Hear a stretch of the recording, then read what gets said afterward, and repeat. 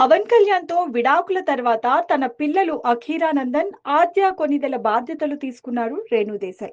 వారి కోసం తన కెరీర్‌ని వదులుకున్నారు. హీరోయిన్‌గా పీక్స్‌లో ఉన్నప్పుడే ఆమె సినిమాలకు గుడ్ బై చెప్పేశారు.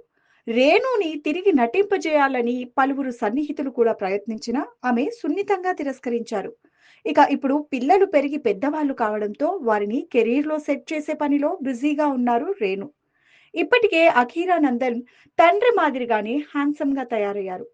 అయితే సంగీతంలో ప్రావీణ్యం సంపాదించిన అఖీరా డాన్స్, నటన, ఇతర యాక్టింగ్‌కు సంబంధించిన మెళకువలు కూడా నేర్చుకుంటున్నాడు.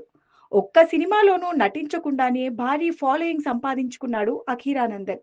ఇక ఇప్పటికే తన తండ్రి పవన్ కళ్యాణ్ వెంట తిరుగుతూ అప్పుడప్పుడు మీడియాకి చిక్కుతూ ఉంటాడు.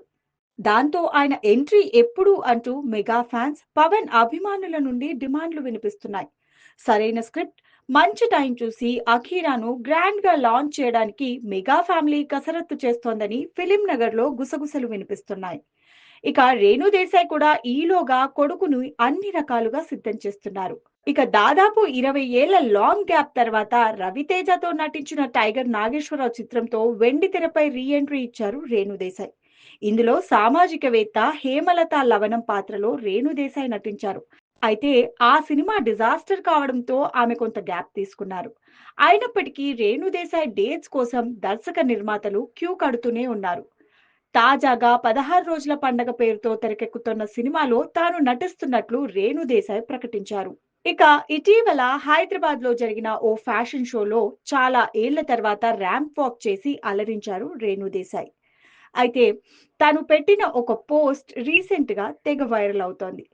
అయితే తొలి నుంచి దైవభక్తి, సంస్కృతి, సాంప్రదాయాల మీద రేణు దేశాయ్‌కి మక్కువ ఎక్కువ. వీలున్నప్పుడల్లా తీర్థయాత్రలు చేయడంతో పాటు తనకు ఎంతో ఇష్టమైన కాశీకి వెళ్లి పరమేశ్వరుడిని దర్శించుకుంటూ ఉంటారు.